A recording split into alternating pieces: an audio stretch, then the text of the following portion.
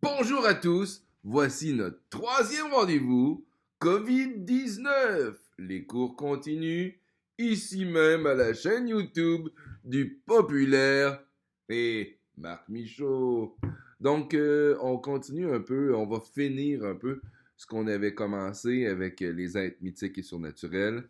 Donc, tu as reçu mon premier vidéo qui t'expliquait un peu la situation, qu'on essaie de vous activer, de vous donner des activités sans rien être obligé, mais c'est quand même important au moins de communiquer avec moi pour voir que les acquis se fassent. T'sais. La roue va continuer à tourner et la vie continue. Il faut avoir au moins les acquis en arrière de la cabeça. Hein? Donc, aujourd'hui, ben, je veux juste clarifier avec toi ce que je t'avais demandé.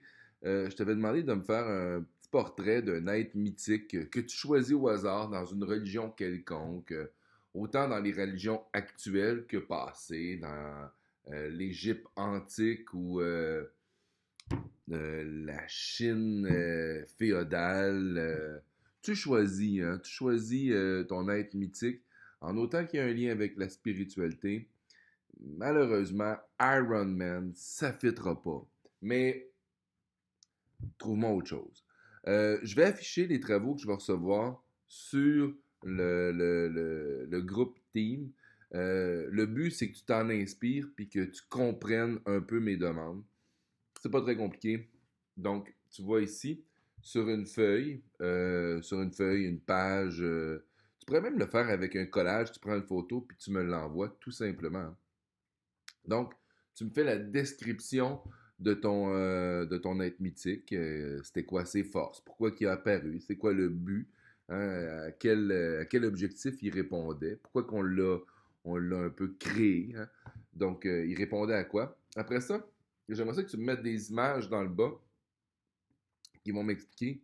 euh, ben, il a été la réappropriation de cet être mythique-là, elle s'est fait comment?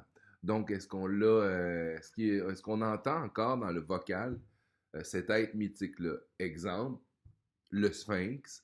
Le Sphinx, on le revoit dans plusieurs trucs autour de nous et il y a des compagnies qui vont se lier avec le Sphinx, entre autres. Donc, c'est un être mythique qu'on retrouve encore dans nos réalités. On peut le retrouver aussi dans nos cinémas, dans nos films, Percy Jackson, entre autres, si je ne me trompe pas. Donc, il faut que tu fasses une recherche quand même un peu approfondie pour voir les influences de ces êtres mythiques-là qui ont encore un réel intérêt dans nos vies de tous les jours. Fait que le but, c'est juste que tu en prennes conscience. Je t'ai envoyé le PowerPoint, lis le document au complet. Euh, de comprendre en quoi l'être mythique a son intérêt et son importance. Donc, on serait porté à penser qu'aujourd'hui, le docteur Horacio Arruda est un genre de héros mythique qui va nous sauver d'une maladie infectieuse. La quarantaine, ça me fait toujours pas en passant. OK, swipe.